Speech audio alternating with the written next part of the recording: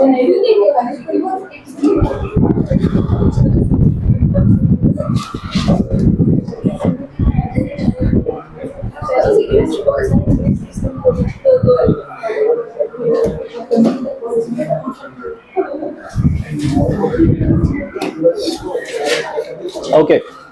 सो कल के क्लास में हमने पहले क्या खत्म किया था? कॉम्पोजिशन खत्म किया था।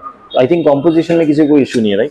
एज इन अंडरस्टैंडिंग में क्वेश्चन जब सॉल्व करेंगे तो और डाउट्स वगैरह आएंगे, दैट्स फाइन।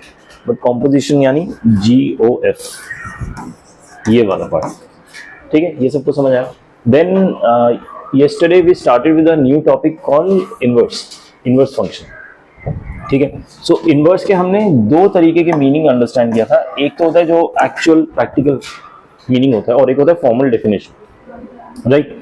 तो जो मीनिंग हमने अंडरस्टैंड किया था उसमें क्या सीखा था कि इनवर्स मतलब एक ऐसा फंक्शन जो दो सेट के एलिमेंट्स को जब हम कनेक्ट करते हैं, उल्टा फंक्शन जो वापस हमें same result they they, that is called inverse, ठीक है। अगर एक फंक्शन f अप्लाई करने पे मुझे वन एलिमेंट का इमेज 2 मिलता है, तो दूसरा फंक्शन g जिसको अप्लाई करने में 2 एलिमेंट का इमेज 1 मिल जाएगा, तो g becomes inverse of f, ठीक है। And vice versa is also true कि f is also inverse of g, और किसी भी एक फंक्शन का एक ही इनवर्स होगा, there can't be multiple inverses, ठीक है। ये सब बेसिक्स हमने सीखा था। फिर हमने रियलाइज किया कि इनवर्स में बेसिकली क्या हो रहा है कि अगर मैं इन दोनों फंक्शंस का आपस में कॉम्पोजिशन कर दूं, यानी मैं g ऑफ f कर दूं, g ऑफ f मतलब क्या कि g ऑफ fx, ठीक है। मतलब fx को पहले एग्जीक्यूट करना है, पहले f एग्जीक्यूट हो रहा है यानी fx अंदर रहेगा, उसके बाद g एग्जीक्यूट हो रहा है यानी g बाहर रहेगा, ठीक है। तो g ऑफ fx अगर मैं कॉम्पोजिशन क्रिएट करता हूं तो मेरा फंक्शन 1 से स्टार्ट होगी 2 में जाता है, 2 से जाके वापस 1 में आ जाता है, ठीक है। सो जब मैं इनपुट 1 डालूंगा आंसर भी 1 ही आएगा। ये समझ आया? This called formal definition of inverse. So जब भी मैं g ऑफ fx करूंगा, अगर मेरा आंसर एक आइडेंटिटी फंक्शन आता है तो f becomes inverse of g and vice versa, ठीक है।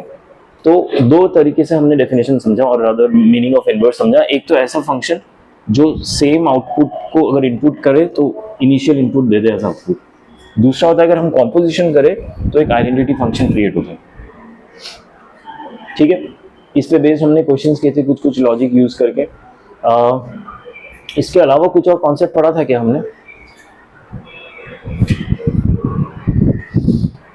एक हमने टाइप ऑफ क्वेश्चन किया था जिसमें ये नहीं गिवन था कि f और g आपस में इनवर्स है, लेकिन उसमें ये गिवन था कि अगर मैं f ऑफ gx निकालता हूं तो वो g ऑफ fx के भी बराबर है।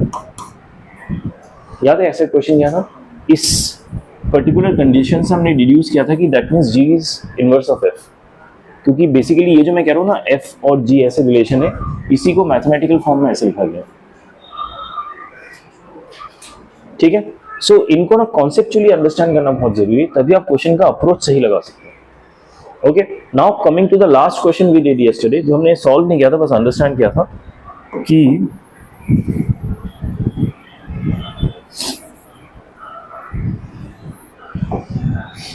For what values of alpha the function y is inverse of itself, ठीक है, खुद ही का ही इनवर्स होगा।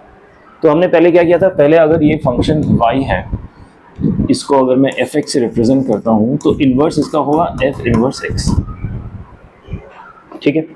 fx जो मेरा फंक्शन है इसका इनवर्स होगा f inverse x। Now understanding what does inverse of itself mean, कि ये जो इनवर्स मैंने क्रिएट किया वो खुद ही का ही इनवर्स है, मतलब जो fx है वो अपने ही इनवर्स के बराबर है, इक्वल है।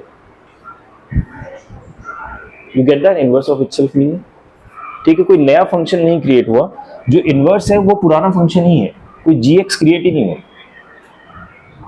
या फिर अगर कह सकते हो ऐसे भी कि gx जो क्रिएट हुआ है वो fx के ही बराबर है, ये भी कह सकते हो, इक्वल है, ठीक है। सो अगर इस कॉन्सेप्ट से मैं चलूं, ये तो मेरा ओरिजिनल फंक्शन है, इसका मैं इनवर्स कैसे क्रिएट करूंगा? x को y से रिप्लेस करके स्वैप करके रख दो, ठीक है। y से स्वैप किया तो ये बन जाता है x equal to alpha y +3, इससे y की वैल्यू क्या आएगी, x -3 अपॉन अल्फा। ठीक है, ये मेरा इनवर्स फंक्शन क्रिएट हो गया। ओरिजिनल फंक्शन ये है और मुझे पता है दोनों आपस में इक्वल है तो मैं क्या लिख सकता हूं, ओरिजिनल फंक्शन को मैं लिखूंगा अल्फा x +3, ये ओरिजिनल फंक्शन है। इनवर्स फंक्शन को मैं लिखूंगा x -3 अपॉन अल्फा, ये मेरा इनवर्स फंक्शन है। ये दोनों आपस में इक्वल है। ठीक है, आइडियली अब x को सॉल्व करने जाएंगे ना, तो जब भी आपको ऐसे मिलते हैं ना कि दो लीनियर इक्वेशंस या दो क्वाड्रेटिक या दो क्यूबिक आपस में इक्वल है, for that matter any degree, तो आप डायरेक्टली LHS और RHS के ना इसके कॉरस्पॉन्डिंग कोएफिशिएंट्स को कंपेयर कर लीजिए, क्योंकि ये दोनों इक्वल है, मुझे गिवन है, दैट मींस इसके कोएफिशिएंट्स भी इक्वल होंगे। समझो, तो इसको अगर थोड़ा सा सिंप्लीफाई फॉर्म में मैं लिखता हूँ, I can write it as alpha x +3 is equal to x upon alpha -3 upon alpha। Segregate कर दिया मैंने एलसीएम को डिनोमिनेटर में। ठीक है, अब यहाँ पे x है और यहाँ पे x है, दोनों के कोएफिशिएंट सेम होने चाहिए तभी वो इक्वल होंगे। तो alpha should be equal to 1 upon alpha, ये और ये आपस में बराबर होने चाहिए। ऑल्सो द कांस्टेंट यहाँ पे 3 है और यहाँ पे -3 अपॉन अल्फा, ये भी आपस में बराबर होने चाहिए। I'm just comparing the, मुझे ये दोनों स्टेटमेंट्स इक्वल है, गिवन है, तो मैंने x के कोएफिशिएंट कंपेयर किया और कांस्टेंट्स को कंपेयर कर दिया, तभी ये दोनों इक्वल होंगे। फॉर एग्जांपल, अगर मुझे 3x + 2 गिवन है which is equal to ax + b, ये गिवन है स्टेटमेंट, इससे मैं जज कर सकता हूँ ना कि a 3 के बराबर है और 2 b के बराबर है, कर सकता हूँ, राइट? वही कर रहा हूँ यहाँ पे। तो इसको अगर सॉल्व करूँ तो क्या आ रहा है, alpha square equal to 1, alpha हो गया ±1। ठीक है, और इसको सॉल्व करूं तो क्या होगा, अल्फा ऊपर आ गया, 3 कैंसिल, अल्फा इक्वल टू -1। ठीक है, तो दोनों का कॉमन सोल्यूशन क्या आ गया, अल्फा इक्वल टू -1, ये आंसर अल्फा की वैल्यू।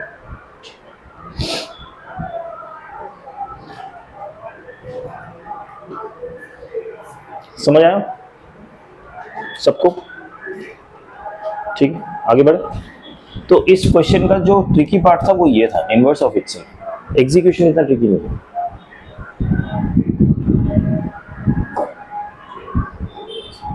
ओके, इसी क्वेश्चन को अगर एक और फॉर्म में अगर दिखे तो ऐसे भी लिख सकते हैं। Previous question can also be asked as if fx equal to this, एक फंक्शन दिया हुआ जो प्रीवियस क्वेश्चन का है, then what is the value of alpha, फिर से अल्फा की वैल्यू पूछ रही है, if f of fx is equal to x। देखो, अभी मैंने आपको जो फॉर्मल डेफिनेशन सिखाया था कि अगर g ऑफ fx, मतलब कॉम्पोजिशन अगर मैं ओरिजिनल फंक्शन और उसके इनवर्स का करूं तो अंदर जो मैंने वैल्यू पुट किया था वही आंसर आ जाता है, यही बताया था ना, इसमें कंफ्यूजन है, राइट? अब ये तो g है f का इनवर्स, लेकिन अगर इनवर्स और ओरिजिनल फंक्शन भी इक्वल है आपस में, मतलब जो प्रीवियस क्वेश्चन था इनवर्स ऑफ इटसेल्फ, तो ये g भी f बन जाएगा, तो ये f of fx equal to x हो जाएगा when it is inverse of itself. तो उस क्वेश्चन को इस फॉर्म में भी पूछ सकते हैं कि fx इक्वल टू अल्फा +3 है, then for what value of alpha f of fx is equal to x। ये जो कंडीशन है इसका मतलब ही ये है कि f is inverse of itself. ठीक है, तभी ये आइडेंटिटी फंक्शन बन रहा है कि मैंने यहाँ पे जो x डाला फाइनल आंसर भी यह है। मतलब एक बार और आपको कुछ समझाने की कोशिश करता हूँ, ये f है, ठीक है, f का इनपुट क्या है, जो ओरिजिनल फंक्शन है x है इनपुट। ठीक है, इसका इमेज क्या बनेगा, कुछ भी बना दो, डजंट मैटर, मान लो 2 बना दिया मैंने, इसका आंसर 2 आ इमेज का। ठीक है, दूसरा फंक्शन जो बाहर का फंक्शन है, अब उसको मैं एग्जीक्यूट कर रहा हूँ। पहला फंक्शन भी f था, दूसरा भी f है, इनपुट मैंने 2 डाला, इसका आउटपुट फिर से x आ गया, इस पूरे का आउटपुट फिर से x आ गया। ठीक है, so that means f becomes inverse of itself. ये भी f फंक्शन था, ये भी f फंक्शन था, इसको सेट वाइज ऐसे में इंटरप्रेट कर सकता हूं। ठीक है, तो इनवर्स को ना कॉन्सेप्चुअली समझना बहुत जरूरी है, क्योंकि क्वेश्चन किस फॉर्म में आएगा पता नहीं एग्जाम में। तब आप फॉर्मूला सोच सोच के नहीं कर पाएंगे, तब आपको स्टेटमेंट पढ़ के कॉन्सेप्ट समझना होगा। हो सकता है तो साइड में एक सेट के बॉक्सेस ड्रॉ कीजिए, उनको रिलेट कीजिए and try to understand it. ठीक है, ओके।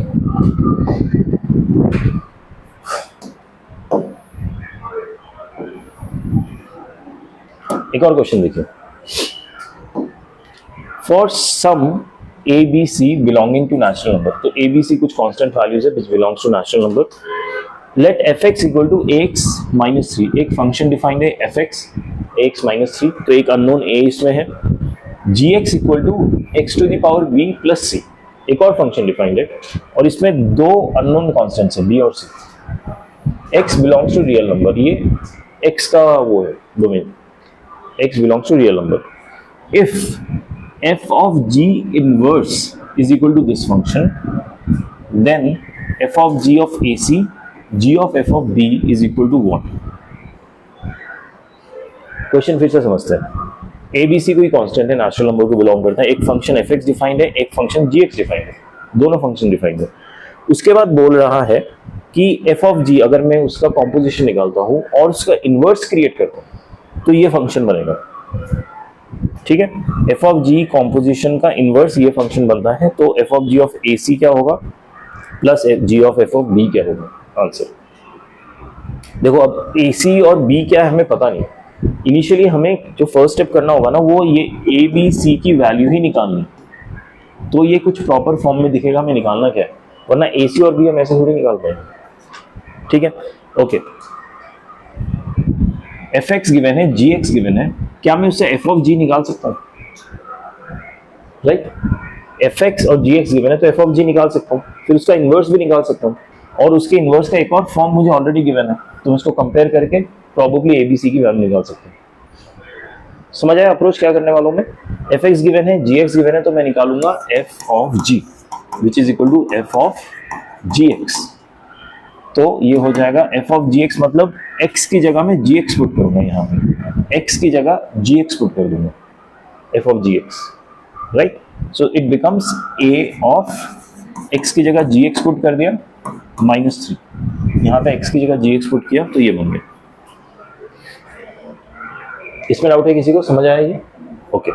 अब जी एक्स की एक्चुअल वैल्यू पुट करूंगा a times x to the power b plus c minus 3. Is that right?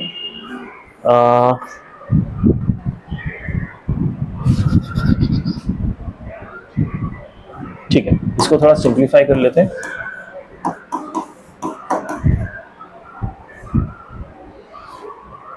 Okay, अब ध्यान दीजिए, ये तो मेरा एफ ऑफ जी आ गया। अब मुझे क्या करना चाहिए? आइडियली एफ ऑफ जी का इनवर्स निकालना चाहिए और फिर इससे कंपेयर कर देना चाहिए जो गिवन है मुझे इनवर्स, राइट। बट क्या मैं ऐसे कर सकता हूँ, एफ ऑफ जी का इनवर्स ना निकाल के यहाँ पे एफ ऑफ जी का इनवर्स गिवन है, इससे मैं एफ ऑफ जी निकाल सकता हूँ उल्टा। एफ ऑफ जी का इनवर्स गिवन है लेकिन उससे मैं एफ ऑफ जी निकाल दूंगा, आई गो अदर वे राउंड, और दूसरा एफ ऑफ जी मैंने ऑलरेडी निकाल दिया, फिर कंपेयर कर लूंगा। ये भी तो कर सकते हैं ना, ये जरूरी थोड़ी कि इसी को इनवर्स क्रिएट करूं फिर कंपेयर करूं। एफ ऑफ जी मैंने निकाल लिया, इसमें इनवर्स गिवन है, इससे मैं उल्टा एफ ऑफ जी निकाल लेता हूं and then I can compare with this. ठीक है, सो इस केस में देखो, ये जो इनवर्स एफ ऑफ जी को एक नया फंक्शन में ले लेता हूं। ठीक है, नया नहीं, इसको मैं ऐसे एफ इनवर्स एक्स, नहीं छोड़ो, एफ इनवर्स एक्स से भी कंफ्यूजन होगा, इसको मैं वाई लिखता हूँ सीधा। जनरली हम फंक्शन को वाई से रिप्रेजेंट करते हैं ना, तो ये x माइनस 7 अपॉन 2 1 अपॉन 3, इसको मैंने ऐसे लिख दिया y के टर्म्स में। ठीक है, सो दैट मैं इसका इनवर्स निकाल के जो ओरिजिनल एफ ओ जी था वो निकालता हूँ। ये स्टेप समझ आ रहा है मैं क्या कर रहा हूँ? ठीक है, अब स्वैप कर दूंगा x और y को आपस में। x और y को स्वैप किया तो ये बन जाएगा x equal to y minus 7 upon 2 to the power 1/3।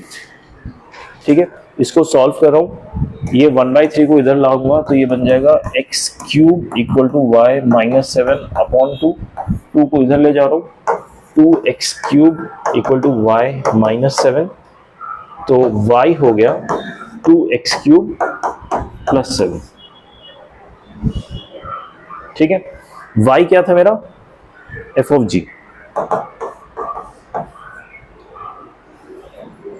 ठीक है, इनिशियल जो y था ना वो इनवर्स था, उसके बाद मैंने स्वैप किया to get the inverse of it, तो आपका जो y है वो f ऑफ g आया। ठीक है, ये मेरा f ऑफ g नया वाला आ गया है, ये मैंने खुद से कैलकुलेट किया था। क्या मैं दोनों को कंपेयर कर सकता हूँ?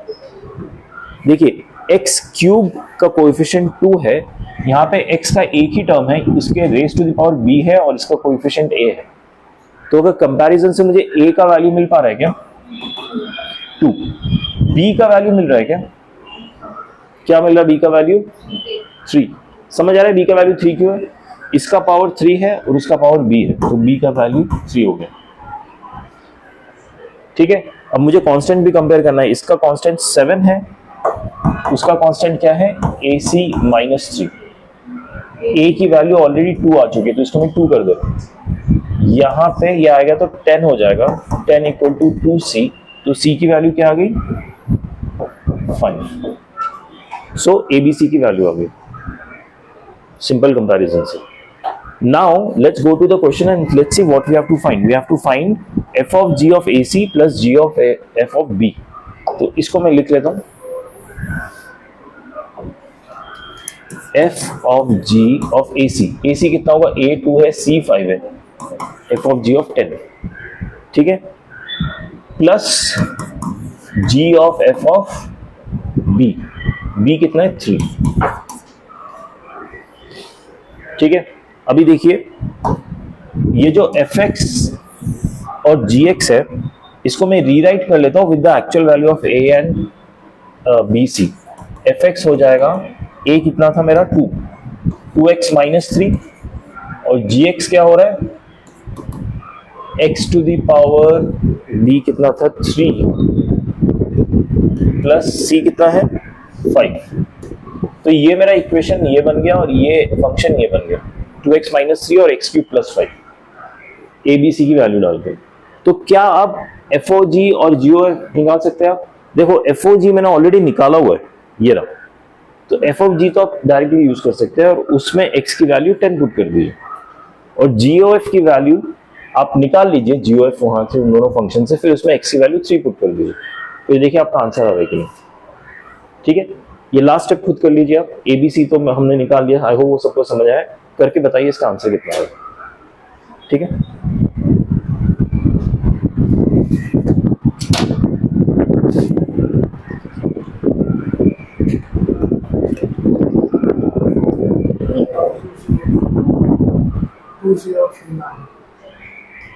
कितना बड़ा? ओ यार राइट, दैट्स करेक्ट।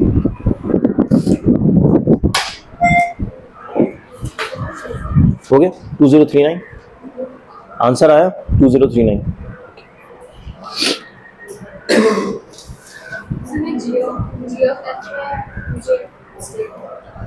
मुझे माइनस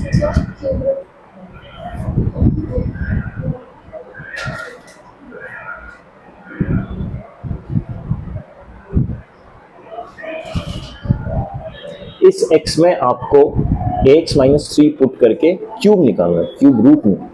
g ऑफ f की बात करो ना,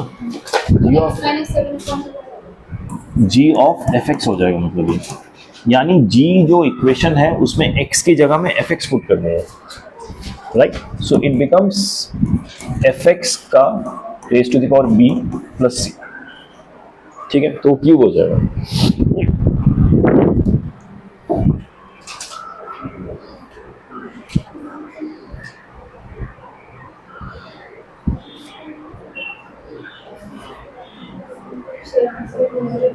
टू 203।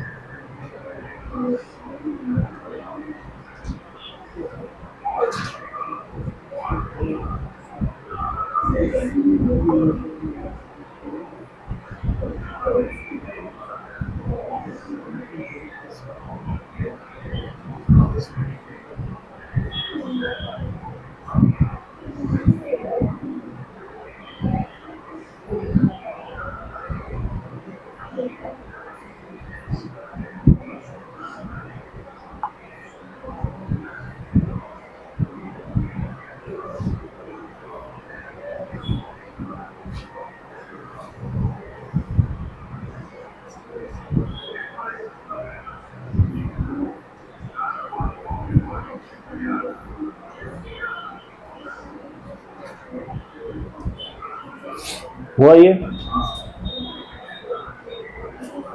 किसी को डाउट है इसमें?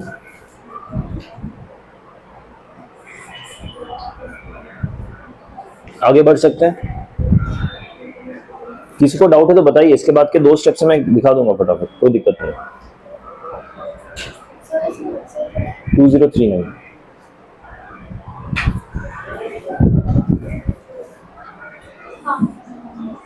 ठीक है, ओके आगे बढ़ते हैं फिर।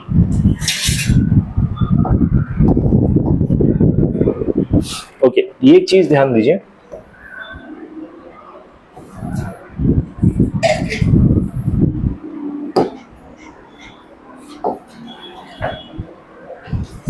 जब मैं पूरे फंक्शन f ऑफ g का इनवर्स निकालता हूं, एक कॉम्पोजिशन किया f और g 2 फंक्शंस का, फिर उसका इनवर्स निकालता हूं, जो हमने प्रीवियस क्वेश्चन में किया भी है, तो हम इंडिविजुअल फंक्शंस को इनवर्स निकाल के इसको रिवर्सल लॉ, आपको रिवर्सल लॉ याद है?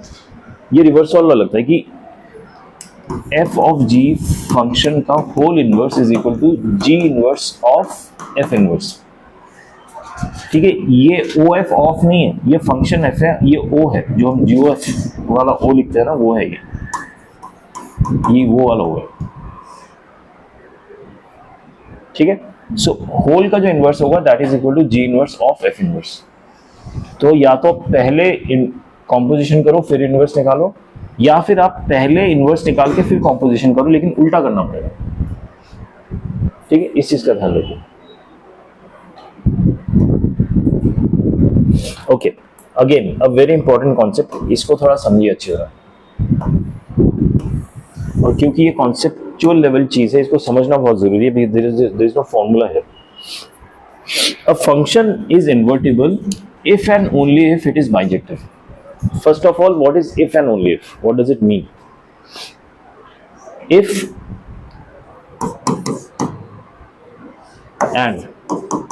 and only if, इन दोनों में डिफरेंस क्या होता है? ठीक है, देखिए मैं समझा दूं। if और if and only if का जो डिफरेंस है ना, बेसिक, अगर मैं कहता हूं कोई भी रिलेशन सिमेट्रिक है, सिमेट्रिक है मतलब if A belongs, B belongs to relation, then BA also belongs to relation। ठीक है, ये if का सिग्निफिकेंस है कि अगर ये ट्रू है तो ये भी ट्रू होगा। बट अब सिमेट्री ना is not a right example to explain if। ये जरूरी नहीं कि उल्टा ट्रू।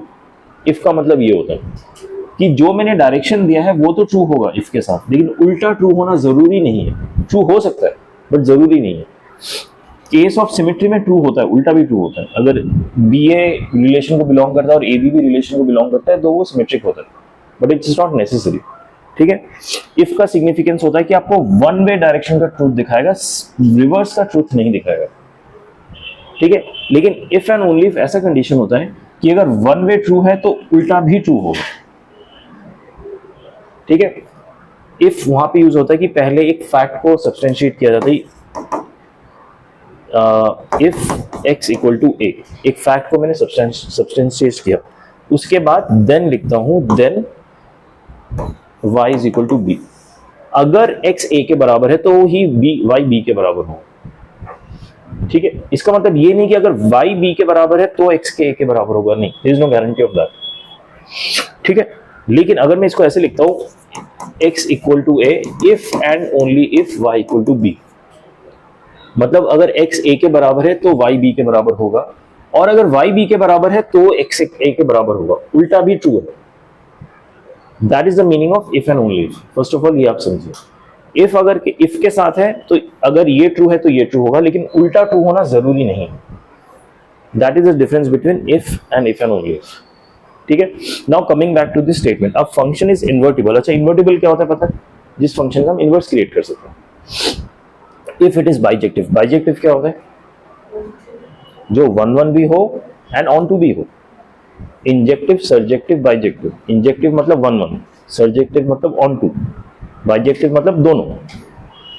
ठीक है, इसमें कोई कंफ्यूजन नहीं है। सो इन अदर सेंस ये कह रहा है a function is invertible if it is 1 and onto. अगर ये दोनों है तभी वो इन्वर्टिबल हो सकता है, नहीं तो नहीं हो सकता। ठीक है, इसका एक एग्जांपल मैं आपको समझाता हूँ। एग्जांपल देखें, एक मेरे पास सेट है जिसमें मान लीजिए 3 एलिमेंट्स है, दूसरा सेट है जिसमें 4 एलिमेंट्स हैं, 4, 5, 6, 7। ये एक फंक्शन से कनेक्टेड है। समहाउ जो भी फंक्शन है 1 का इमेज 2 क्रिएट कर रहा है, 2 का 5 कर रहा है, 3 का 6 कर रहा है, 7 का कोई प्री इमेज नहीं है। ठीक है, अब आप ध्यान दीजिए, अगर 1 4 से कनेक्टेड है थ्रू f, इसका इनवर्स भी कनेक्ट हो सकता है। ठीक है, 5 2 से कनेक्ट हो सकता है, 6 3 से कनेक्ट हो सकता है इनवर्स के वजह से। ठीक है, बट ये जो मैंने कनेक्शन क्रिएट किया है f का, क्या ये 1-1 कनेक्शन है? क्या ये ऑन टू कनेक्शन है? ऑन टू नहीं है, क्योंकि इसके सारे एलिमेंट्स कवर नहीं हुए। Codomain is not equal to range, तो ये ऑन टू नहीं है, बट फिर भी इनवर्स तो क्रिएट हो रहा है। Are you getting the point? कि ऑन टू नहीं है लेकिन एक इनवर्स फंक्शन, मान लीजिए इनवर्स फंक्शन g क्रिएट हो रहा है ना, तो फिर ये if and only if has to be bijective ऐसा क्यों हो गया? ठीक है, वो मैं आपको समझा रहा हूं ऐसे क्यों है। मान लीजिए ये मैंने इनवर्स फंक्शन क्रिएट किया, अब इन सेट्स को मैं g के पर्सपेक्टिव में दोबारा बना रहा हूं। सेम सेट को मैं अब g के पर्सपेक्टिव में बना रहा हूं कि ये g रिलेशन के, सॉरी g फंक्शन के पर्सपेक्टिव में बना रहा हूं। g के पर्सपेक्टिव में बनाऊंगा तो 4 5 6 7 पहले आ जाएगा और 1 2 3 बाद में आएगा।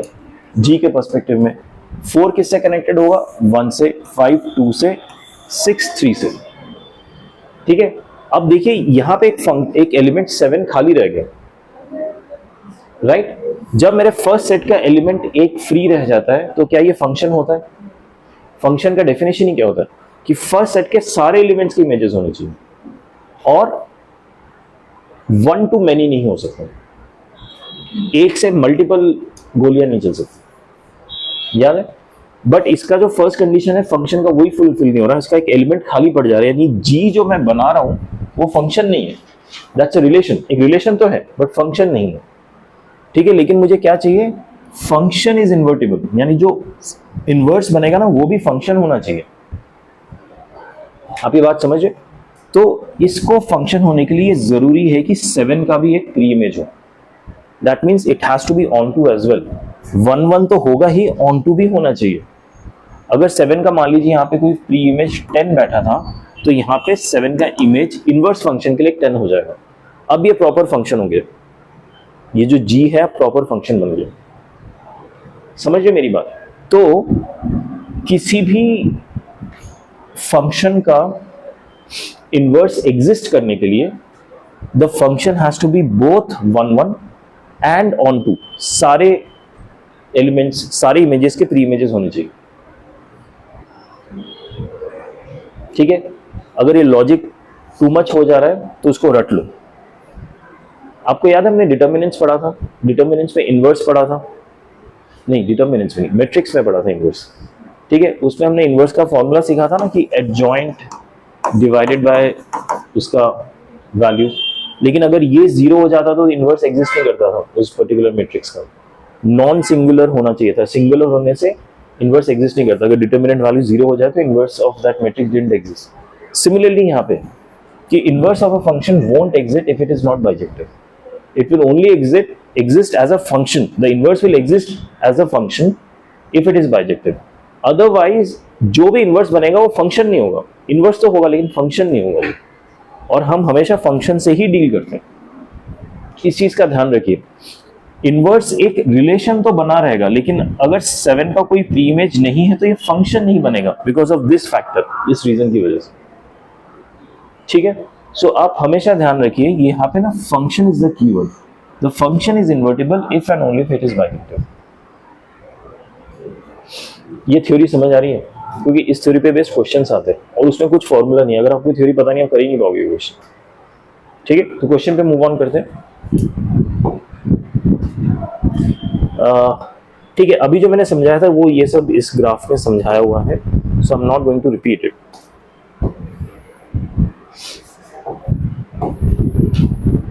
अब ये क्वेश्चन थोड़े ठंडे दिमाग से समझिएगा, कहीं पे डाउट है मुझे रोकिए, ठीक है? Just stop me and ask the question.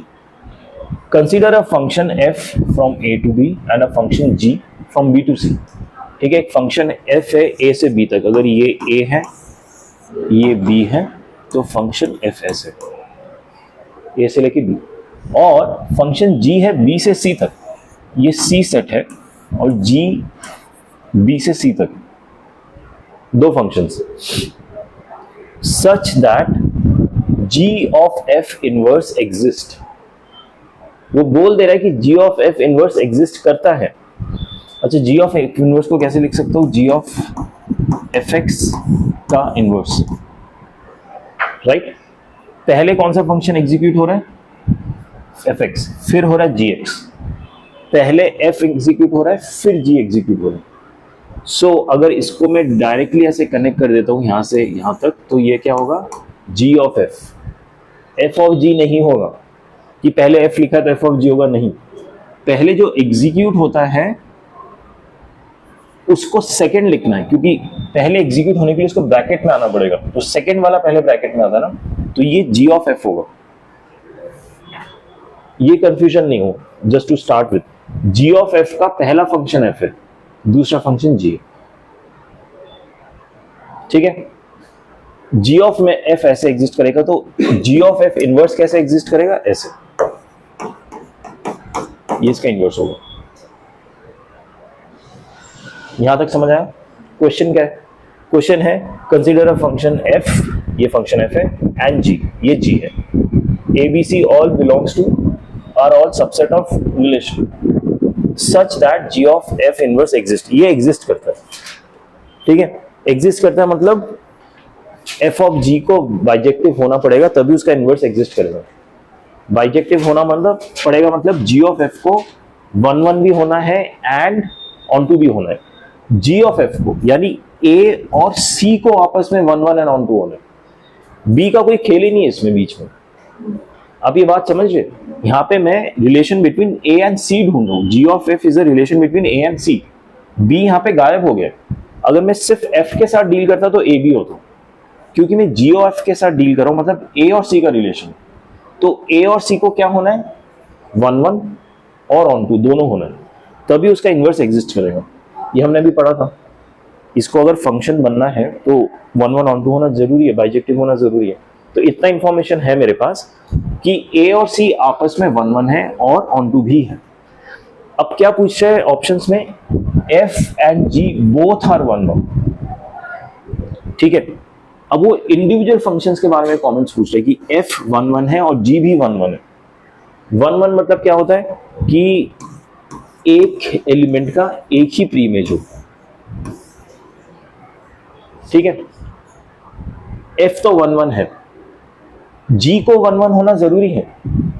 अगर मान लो g में मेरे पास एक एक्स्ट्रा एलिमेंट है, मान लो, जिसका कोई प्री इमेज नहीं है, ठीक है? सो f तो अभी भी 1 1 है क्योंकि f के सारे एलिमेंट्स के इमेजेस हैं, ठीक है? ये अभी भी 1 1 है। g में एक ऐसा एलिमेंट है जिसका कोई प्री इमेज नहीं है, दैट्स फाइन, f अभी भी 1 1 है। g को अभी इसको 1 1 कंटिन्यू करने के लिए इसको मैं कॉरेस्पॉन्डिंगली ऐसे ज्वाइन कर रहा हूं। इसको कहीं पे ज्वाइन करना जरूरी है या नहीं है? देखो, इसको ज्वाइन करना कहीं पे जरूरी नहीं है।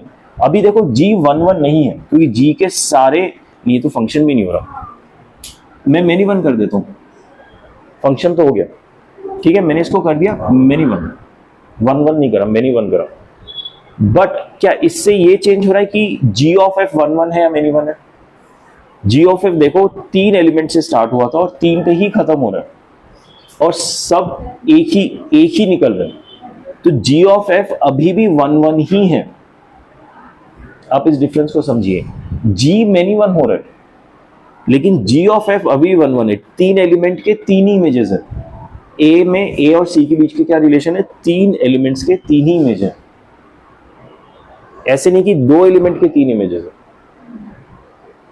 ठीक है? मेनी वन नहीं है, अभी भी 1 1 ही है। ऑल्दो रिलेशन g जो है मेनी वन हो गया। रिलेशन g 1 1 भी हो सकता था, आई am not saying many one होना ही है, वो 1 1 में होता तो हमारा बेस्ट केस सिनेरियो हो जाता। बट अगर मेनी वन भी है तो भी ये 1 1 ऑफ जी ओ एफ को इम्पैक्ट नहीं कर रहा। That's what I am trying to highlight. तो एफ को लेकिन 1 1 होना पड़ेगा, एफ मेनी वन नहीं हो सकता। एफ अगर मेनी वन हो गया तो इससे क्या होगा कि ये मेनी वन यहां पे हो गया, उसके बाद ये 3 कंटिन्यू कर गया, तो पूरा जीओ ऑफ मेनी वन हो जाएगा। ये मेनी वन, ये 1 1, पूरा जीओ एफ मेनी वन हो रहा है, ठीक है। और पूरा जीओ एफ मेनी वन नहीं हो सकता, अदरवाइज ये बाइजेक्टिव नहीं होगा, इनवर्स नहीं एग्जिस्ट करेगा। इनवर्स एग्जिस्ट करने के लिए 1 1 होना जरूरी है, तो ये पॉसिबल नहीं है, ये पॉसिबल है। तो f का 1 1 होना जरूरी है। f should be 1 1. f and g both are 1 1, not necessary. g could be many 1. So ये ऑप्शन तो गया। f and g both are on to पता नहीं। f is 1 1 ये तो चाहिए, f is on to पता नहीं, देखते। ठीक है, 1 1 का सॉर्टेड है। अब सेम लॉजिक हम ऑन टू के लिए लगाएंगे, यानी उल्टा। ऑन टू क्या होता है कि लास्ट सेट का यानी कोडोमेन सेट के सारे एलिमेंट्स के प्री इमेजेस होने चाहिए। ठीक है, इस पर्टिकुलर केस में 3 के प्री इमेजेस हैं। अब 3 के जो प्री इमेजेस हैं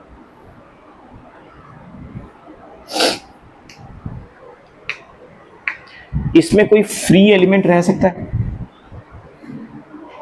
नहीं रह सकता, क्योंकि अगर फ्री एलिमेंट रहा और जी के साथ कुछ कनेक्शन ही नहीं बना, इसका कोई है ही नहीं इसका कॉरेस्पॉन्डिंग, तो ये ऑन टू नहीं रहेगा फिर। यानी इसके सारे एलिमेंट्स के प्री इमेजेस होना चाहिए, कोई भी फ्री नहीं रह सकता। ठीक है, उसके बाद मान लीजिए सबके प्री इमेजेस हैं, इसका कोई प्री इमेज नहीं है। देखिए ये जो एक्स्ट्रा डाला था इसका कोई एफ के साथ प्री इमेज नहीं है, यानी एफ जो है ये ऑन टू नहीं है।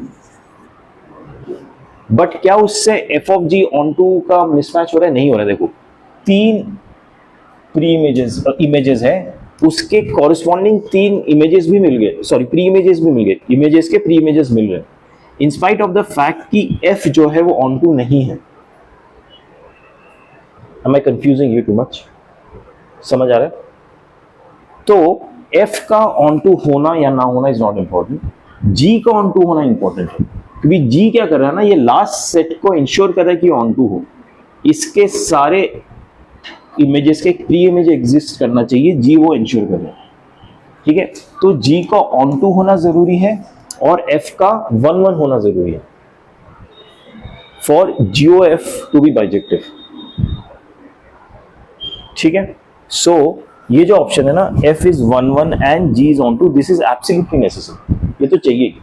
उसके बाद दोनों 1 1 हो या दोनों on to, that is extra benefit, नहीं भी हो तो चलेगा, लेकिन ये तो मुझे मिनिमम चाहिए for f of g inverse to exist, यानी g of f, sorry not f of g, g of f to be bijective basically। ठीक है, तो इसका आंसर ये है। आई नो ये थोड़ा थियोरेटिकल क्वेश्चन है, लेकिन ये क्वेश्चन आप तभी अटेम्प्ट कर सकते हैं जब आपको ये अंडरस्टैंडिंग हो और आपको ये पता हो कि इनवर्स तभी एग्जिस्ट करता है जब फंक्शन बाइजेक्टिव है, तभी आप ये कर पाएंगे, नहीं तो नहीं कर पाएंगे। और ये मेंस का ही क्वेश्चन है। ठीक है, तो ऐसे क्वेश्चंस भी आते हैं। ओके,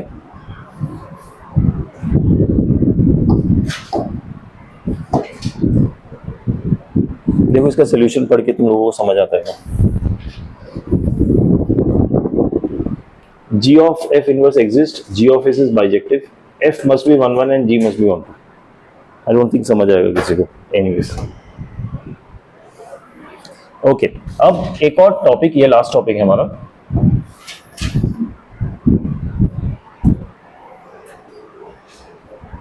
ये ना रिफ्लेक्शन का टॉपिक है, ये भी क्विकली समझा दो आपको, बहुत ही इंटरेस्टिंग टॉपिक है, बहुत सारे क्वेश्चन बहुत आसानी से सॉल्व हो जाता है रिफ्लेक्शन का कॉन्सेप्ट पता है।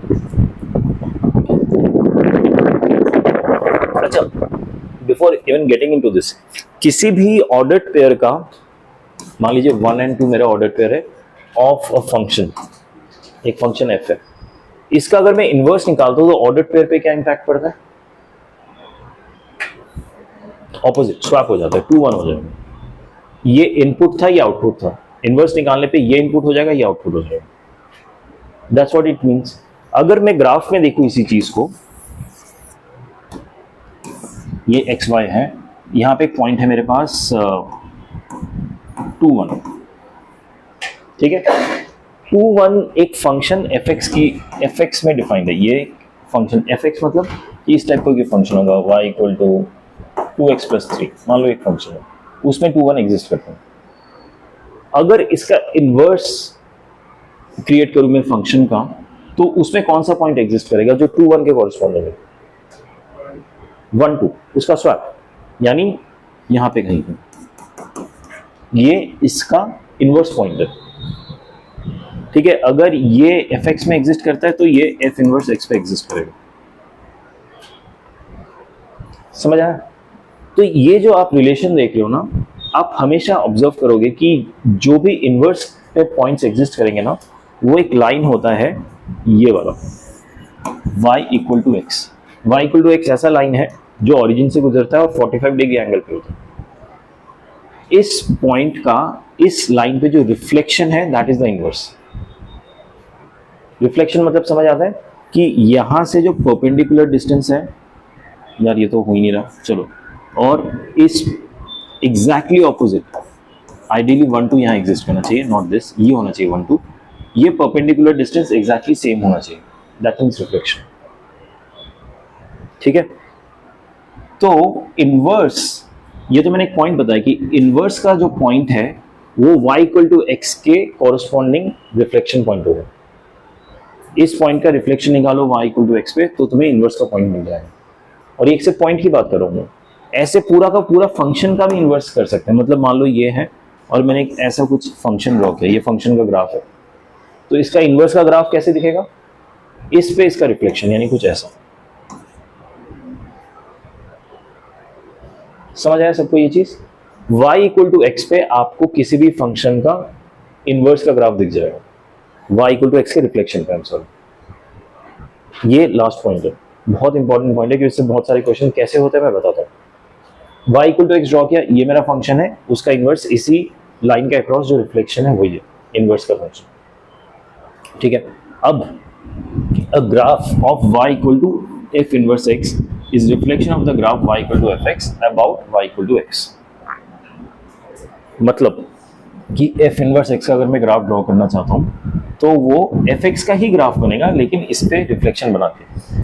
तो इस पॉइंट पे अगर ये आपका ओरिजिनल ग्राफ है तो y equal to x draw करो, इसका रिफ्लेक्शन ड्रॉ करो, तो ऐसा दिख जाएगा इनवर्स का graph. That is the point. ठीक है, अभी यहाँ पे तो ग्राफ क्या है, मैंने आउटवर्ड कर्व यूज किया। अगर मैं इनवर्ट कर्व यूज करके ग्राफ बनाता हूं,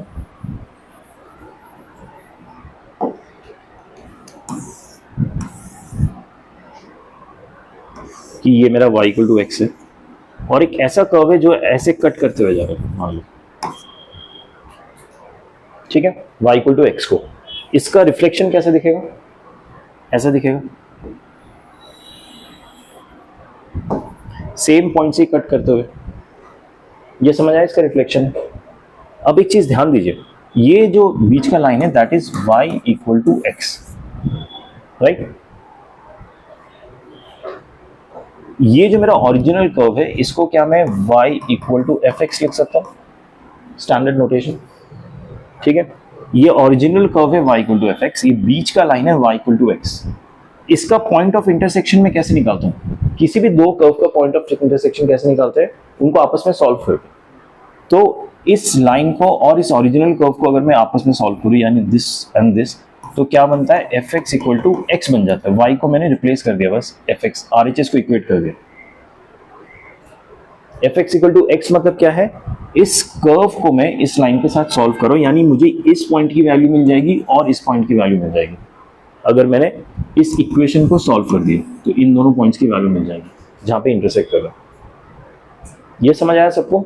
अच्छा, अब ध्यान दीजिए, सेम पॉइंट्स पे इसका इनवर्स भी इंटरसेक्ट कर रहा है। ये वाला ग्राफ क्या है? F inverse x. Same point पे एफ इनवर्स एक्स भी इंटरसेक्ट कर रहा है, isn't it true? That means अगर मुझे एक लाइन दिया है और ओरिजिनल ग्राफ दिया है, ओरिजिनल ग्राफ नहीं सॉरी, ओरिजिनल फंक्शन दिया है और मुझे पूछा गया है, अच्छा अब इसमें ना ये नहीं कहा जाएगा कि ये जो ओरिजिनल ग्राफ है ये y इक्वल टू एक्स को इंटरसेक्ट कर रहा है, ऐसे नहीं बोला जाएगा। वो बस इतना लिख देंगे f x equal to x. F x equal to x का मतलब ये है कि ये वाला ग्राफ जो ओरिजिनल है and y equal to x को हमने आपस में सॉल्व किया तो ही ये बना। इस चीज को समझिए, ये क्वेश्चन में लिखा ही नहीं होगा कि y equal to f x and y equal to x को हमने सॉल्व किया आपस में। वहां पे सिर्फ ये लिख देंगे कि f x is equal to x. इसका मतलब ये है कि इस ग्राफ को और इस लाइन को मैंने आपस में सॉल्व किया। इस चीज को समझिए, इन दोनों को आपस में सॉल्व करेंगे तो ही ये इक्वेशन बन रहा है ना, तो डायरेक्टली वो इक्वेशन ही दे देंगे, वो ये नहीं कहेंगे इसको आपस में सॉल्व करो, ठीक है। सो इक्वेशन को सॉल्व करने पे मुझे ये पॉइंट ऑफ कॉन्टैक्ट से मिलेंगे, और ये point of contact F of inverse x का भी है, एफ इनवर्स एक्स का भी है, यानी ये इसका भी पॉइंट ऑफ कॉन्टैक्ट है, f inverse x equal to x. इस इक्वेशन को सॉल्व करने पे भी सेम पॉइंट ऑफ कॉन्टैक्ट मिलेगा, इजंट इट। तो अगर कोई क्वेश्चन आता है कि एक फंक्शन गिवन है और बोला गया है कि उस फंक्शन का इनवर्स निकालो और इक्वल टू एक्स करके सॉल्व करो, तो आपको इनवर्स निकालने की जरूरत ही नहीं है, आप ओरिजिनल फंक्शन को ही सॉल्व कर दो तो भी सेम पॉइंट ऑफ कॉन्टैक्ट ही निकलेगा। समझ आई बात? You can save your step, आपको इनवर्स निकालने की जरूरत ही नहीं है, आप सीधा ओरिजिनल फंक्शन को सॉल्व कीजिए, पॉइंट ऑफ कॉन्टैक्ट यही निकलेगा जिससे इनवर्स भी गुजरेगा। Is that clear?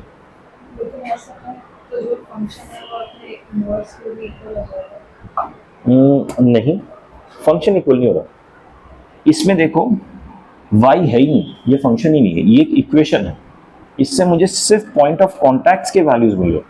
इसको अगर आप सॉल्व करोगे ना, इससे पॉइंट ऑफ कॉन्टैक्ट का वैल्यू मिलेगा सिर्फ, इससे आपको फंक्शन नहीं है, फंक्शन तो ये है मेरा जिसमें एक y भी है एक x भी है, ठीक है। ये मेरा सिर्फ x के टर्म्स में, मैं कॉरस्पॉन्डिंग y निकालूंगा, once I solve for x, फिर इसमें डाल के मैं कॉरस्पॉन्डिंग y निकालूंगा तो मुझे कोऑर्डिनेट्स मिल जाएंगे, ठीक है।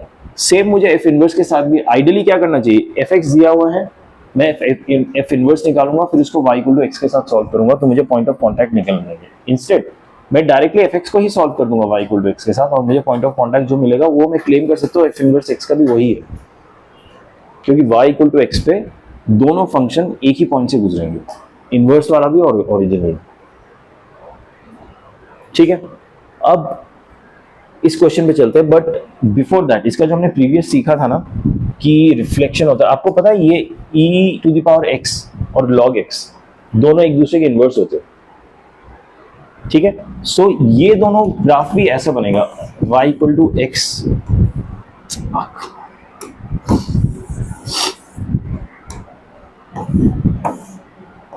ये y इक्वल टू एक्स है, जो e to the power x का ग्राफ होगा ना वो कुछ ऐसा होता है, ठीक है, और जो ln x का ग्राफ होगा वो कुछ ऐसा होगा। ये दोनों में इस पॉइंट पे एक दूसरे के रिफ्लेक्शन होंगे,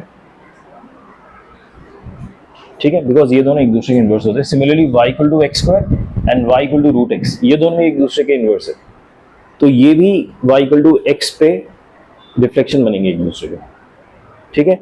एंड ये उसके बाद का पॉइंट है, इससे रिलेटेड एक क्वेश्चन करेंगे ना तो आपको ज्यादा समझ आएगा। इसी पॉइंट को जो मैंने अभी ग्राफ में समझाया था टेक्स्ट फॉर्म में कैसे लिखा है मैं आपको एक बार पढ़ के सुनाता हूँ, शायद इससे बेटर समझ आए आपको। Solution of f x equal to x and f inverse x equal to x are same. समझ आए? This is a summarization of what I just explained, ठीक है। अगर एक्सप्लेनेशन ज्यादा समझ नहीं आ रहा तो ये याद कर लो, f x equal to x and f inverse equal to x का सेम सोल्यूशन होता है। तो आप ये सॉल्व कर दोगे तो इसका आंसर आ जाएगा, ये सॉल्व कर दोगे तो इसका आंसर आ जाएगा। क्वेश्चन में आपको इनवर्स क्रिएट करने की जरूरत नहीं पड़ेगी।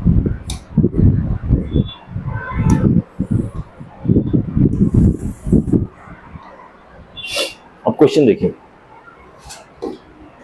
एफ एक फंक्शन डिफाइंड है, ये उसका डोमेन है, इसका रेंज है, is defined f x equal to this, ये फंक्शन डिफाइन कर दिया उन्होंने। Then find the solution of x equal to f inverse x। इसमें जो की पॉइंट है ना वो ये है कि x equal to f inverse x।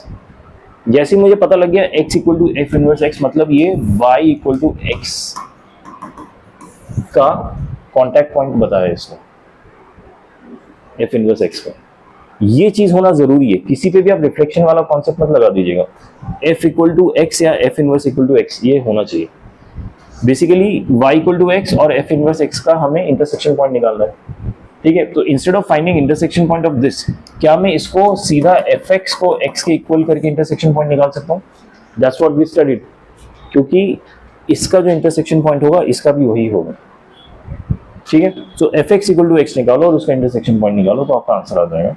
F x मुझे गिवन है x square minus 3x plus 4, और इसको मैं इक्वल टू एक्स करूंगा, एफ एक्स को मैं इक्वल टू एक्स कर दूंगा, ठीक है। तो मुझे x की वैल्यू आ जाएगी x को LHS में ला रहा हूँ तो x square minus 4x plus 4 equal to 0 होगा. This is x minus 2 whole square equal to 0, यानी x इक्वल टू 2 आ गया.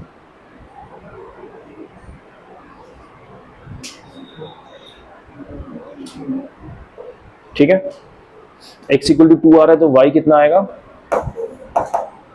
यहां पे डालूंगा 4 माइनस 6 प्लस 4, ये भी 2 आ रहा है. ठीक है, सो पॉइंट ऑफ इंटरसेक्शन आ गया 2 2. तो f इनवर्स x का भी यही पॉइंट ऑफ इंटरसेक्शन है.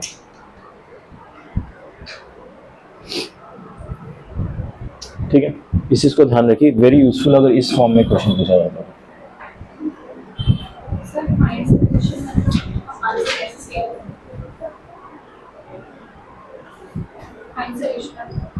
इज डिफाइंड देन, हाँ फाइंड सोल्यूशन मतलब कि यही आपको निकालना है.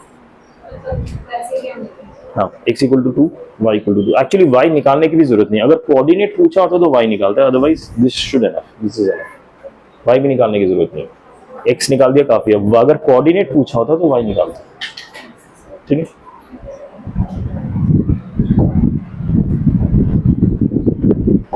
ओके दैट्स इट, खत्म. ठीक है, इनवर्स के कॉन्सेप्ट है, इनवर्स के कॉन्सेप्ट भी ध्यान रखिएगा, इग्नोर मत कीजिएगा, क्योंकि इसके क्वेश्चंस में अगर आपको कॉन्सेप्ट ये सब पता होता है फटाफट एग्जीक्यूट कर लेंगे. That's it. मिनट कुछ क्वेश्चंस कर ले. आया ना आपके पास, ये वॉल्यूम 3 है सबके पास. ठीक है, इसका कौन सा चैप्टर है, फर्स्ट चैप्टर ही.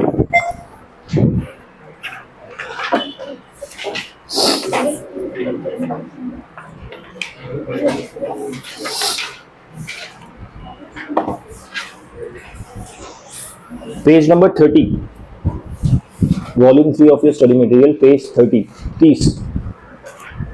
उसमें क्वेश्चन नंबर 18 से स्टार्ट कीजिए. 18. एक बार क्वेश्चन पढ़ के देखिए और बताइए समझ आ रहा है कि नहीं.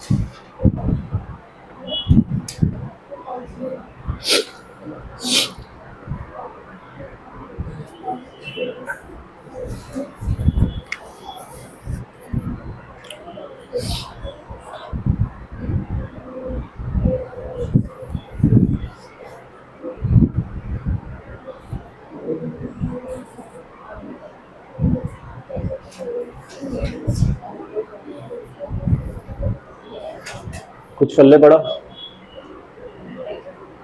इंग्लिश समझ आ रहा है कि नहीं क्वेश्चन का, एटलीस्ट ये बता दो. If not the math. 18 किसी को समझ आया? ठीक है, मैं क्वेश्चन समझा दूं, सॉल्व आप खुद से करना. ठीक है, क्वेश्चन कह रहा है लेट एस बी ए सेट. एक एस सेट है जिसमें एलिमेंट्स क्या क्या है, 1 2 3 10 तक.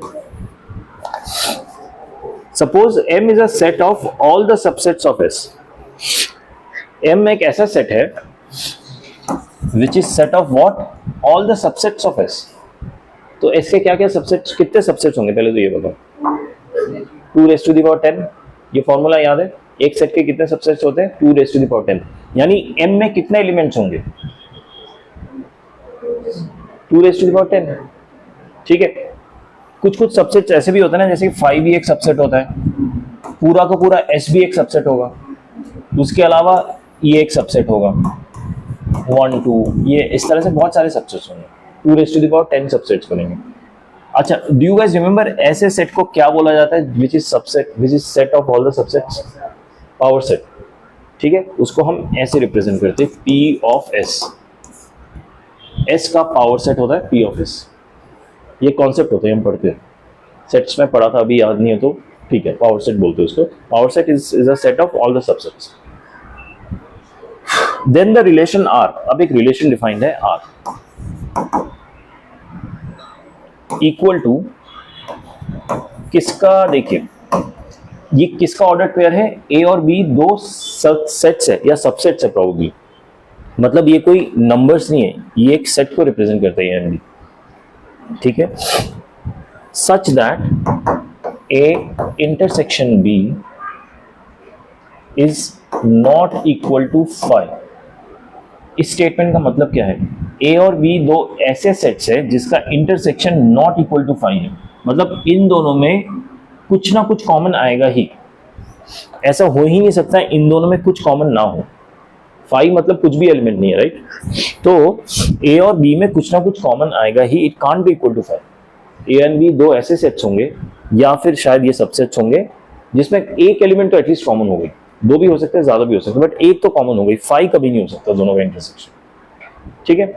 इसका समझ आया मतलब, वेयर ए बी, हम where A B belongs to M, ये दोनों M को बिलोंग करते हैं, मतलब इस पावर सेट को बिलोंग करते हैं A B, यानी A और B बेसिकली S के सबसेट्स है, ठीक है। क्वेश्चन समझ आया सबको। अब सवाल क्या पूछा गया, इन्होंने रिलेशन तो डिफाइन कर दिया है, अब वो पूछ रहा है कि ये जो रिलेशन है ये सिमेट्रिक है, रिफ्लेक्सिव है या ट्रांजिटिव है, या दोनों में से, तीनों में से कौन कौन सा है, कौन कौन सा नहीं, ये आप जज कर सकते हो। रिलेशन में आने के लिए कंडीशन क्या है, एक ही कंडीशन है कि कोई दो ऐसे सबसेट्स उठाओ जिसमें कुछ ना कुछ कॉमन हो। ऐसे सबसेट्स आप नहीं उठा सकते जिसमें कॉमन ही ना हो, यानी एक सबसेट है 1 और एक सबसेट है 2, तो ये 1 एंड 2 इस रिलेशन का पार्ट नहीं हो सकता। दैट मीन्स अगर जो ऑर्डर्ड पेयर है 1 का एक और 2 का एक, ये जो ऑर्डर्ड पेयर है ये इस रिलेशन का पार्ट नहीं होगा, क्योंकि इन दोनों में कुछ कॉमन ही नहीं है। 5 आएगा, इनका इंटरसेक्शन 5 आ जाएगा, ठीक है। लेकिन अगर एक मैंने ऑर्डर्ड पेयर बनाया 1 एंड 1 2 का, ये एक रिलेशन का पार्ट हो जाएगा, क्योंकि इन दोनों में क्या कॉमन है, एलिमेंट 1, 5 नहीं आएगा इसका इंटरसेक्शन। वो इसका पार्ट हो सकता है लेकिन ये इसका पार्ट नहीं हो सकता। समझ आया क्वेश्चन सबको।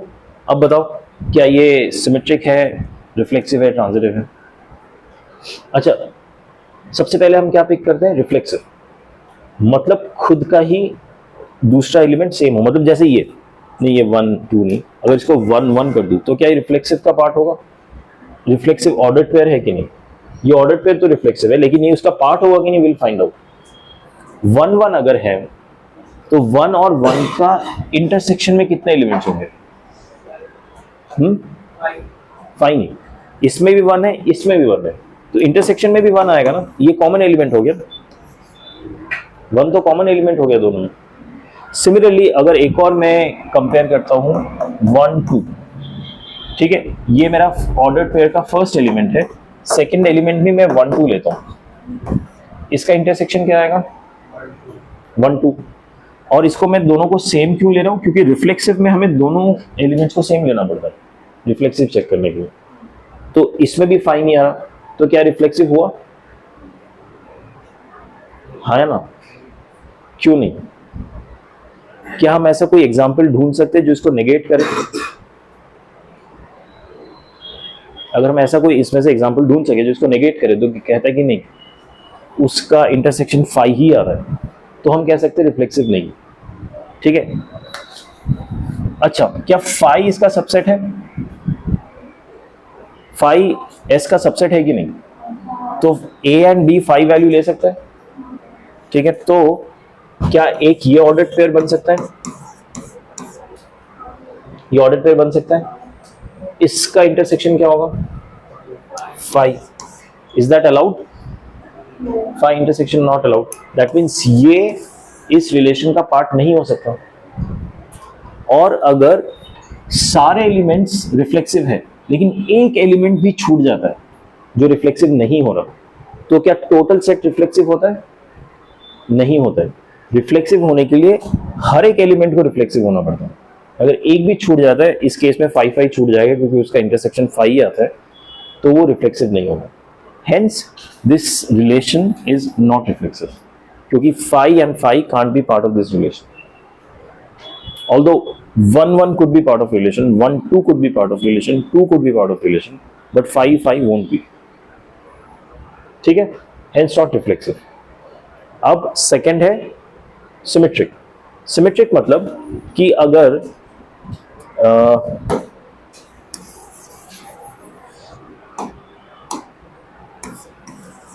1 1 2, if this is part of relation, अगर ये रिलेशन का पार्ट है, then 1 2 1, this also has to be part of relation.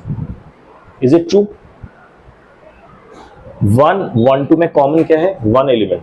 ये कॉमन एलिमेंट है दोनों का, मतलब वो रिलेशन का तो पार्ट हो रहा है क्योंकि the intersection is not fine, तो ये रिलेशन का पार्ट है. इसका स्वैप करूंगा सिमेट्री फाइंड आउट करने के लिए, तो क्या ये रिलेशन का पार्ट होगा? इसमें भी 1 आ रहा है, 1 आ रहा है. कोई ऐसा एग्जांपल इसमें हमें मिल सकता है जिसमें क्या कहते हैं, ये कंडीशन ब्रेक हो रहा हो? क्या हम ये 5 के लिए चेक कर सकते हैं? सिमेट्रिक का क्या होता है कि if this is true then this has to be true, ये होता है ना. क्या 5 इफ कंडीशन को फुलफिल कर रहा है? Is this true? ये तो रिलेशन का पार्ट ही नहीं है. 5 तो रिलेशन का पार्ट नहीं है, तो इसमें हम सिमेट्री चेक ही नहीं कर सकते. सिमेट्री हम उन्हीं ऑर्डर्ड पेयर में चेक करेंगे ना जो रिलेशन का पार्ट हो. ये तो पार्ट ही नहीं है, तो इसका तो हम चेक ही नहीं कर सकते. इसके अलावा कोई भी ऐसा एलिमेंट का आपको वो नहीं मिलेगा ऑर्डर्ड पेयर जिसका अगर रिवर्स करो, बेसिकली ए इंटरसेक्शन बी में अगर कुछ कॉमन है, बी इंटरसेक्शन ए में भी सेम चीज ही कॉमन होगा, कुछ अलग नहीं होगा. अगर ए इंटरसेक्शन बी में एक एलिमेंट कॉमन आया तो इसमें भी एक एलिमेंट कॉमन आएगा. तो इसमें रिलेशन में जो जो ऑर्डर पेयर एग्जिस्ट करते हैं उसमें एक एलिमेंट तो कॉमन है एटलीस्ट, तो उसका फ्लिप करके भी इंटरसेक्शन में वही एलिमेंट कॉमन आएगा. That means this relation is always symmetric. Symmetric हमेशा रहेगा. समझ आया? ना बोल सकते हो अगर नहीं समझ आया तो. ठीक है, अब ट्रांजिटिव देखें अगेन. ट्रांजिटिव क्या कहता है? ट्रांजिटिव थोड़ा इजी रहता है हमेशा. हम एक नेगेटिव एग्जांपल क्रिएट करें बेसिकली. ओके, ट्राई करते हैं. 1 1 2, if this is part of relation, दो ऑर्डर पे रिलेशन का पार्ट होना चाहिए, एंड 1 2 2 3 क्यों सिर्फ 2 लगते हैं. Is this part of relation? ये ऑर्डर पेयर, इसका सेकंड एलिमेंट इसका first element first of all same होना चाहिए, ए बी बी सी. क्या ये दोनों रिलेशन के पार्ट है? इन दोनों में 1 कॉमन है, इन दोनों में 2 कॉमन है, दोनों रिलेशन के पार्ट है. दैट मीन्स ये और ये पिक करके 1 और 2 पिक करके जो ऑर्डर पेयर बनेगा, this should also be part of relation. क्या ये दो रिलेशन के पार्ट है? नहीं, क्योंकि इसमें 1 एलिमेंट है, इसमें 2 एलिमेंट है, कुछ कॉमन ही नहीं है. ठीक है, तो मैंने एक नेगेटिव एग्जांपल प्रोड्यूस कर दिया, काउंटर एग्जांपल प्रोड्यूस कर दिया. Hence this fails the transitive test, इसलिए ट्रांजिटिव भी नहीं है, सिर्फ सिमेट्रिक है. Got it? हाँ, सिमेट्रिक. रिफ्लेक्सिव नहीं है, इसलिए इसका ऑप्शन डी आंसर है. जनरली इसमें क्या गलती होती है ना कि बच्चे इसको रिफ्लेक्सिव भी मार्क करते हैं क्योंकि जो 5 का एग्जांपल है वो मिस हो जाता है इसलिए. ठीक है, गॉट इट? एक और क्वेश्चन करें. क्वेश्चन नंबर 17 ट्राई कीजिए प्लीज.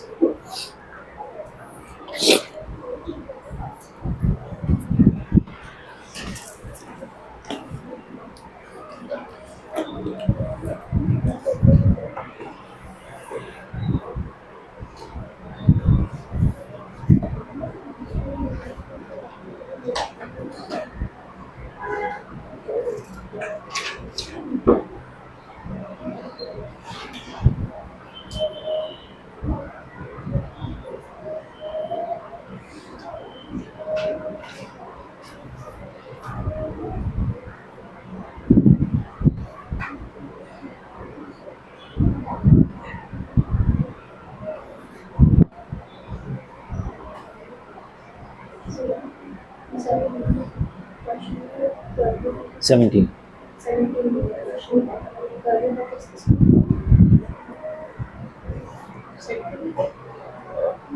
कर्ली ब्रेस सेट है।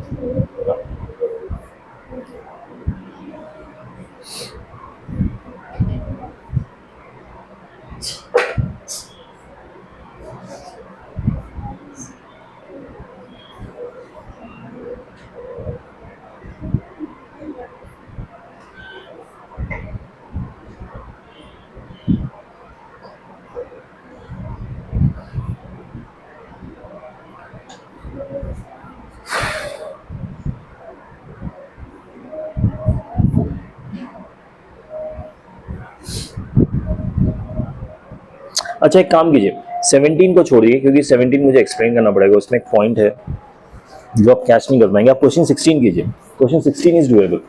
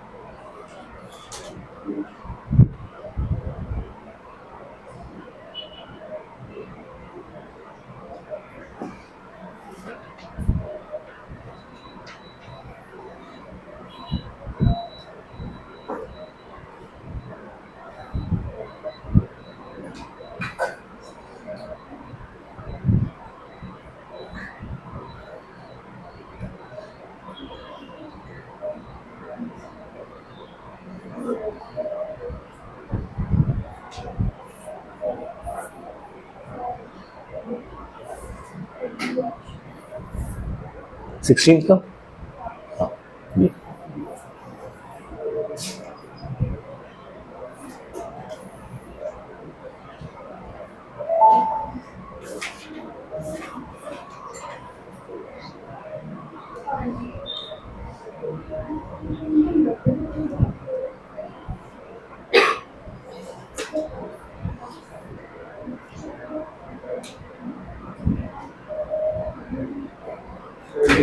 डी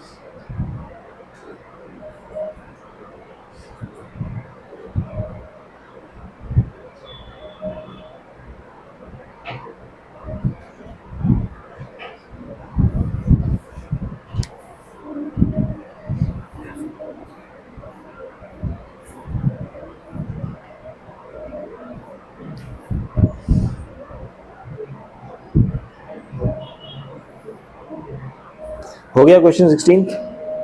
किसी को डाउट है इसमें? ठीक है, बाकी क्वेश्चंस हम नेक्स्ट क्लास में करेंगे on Friday, right? Our next class is on Friday, will catch up on Friday then.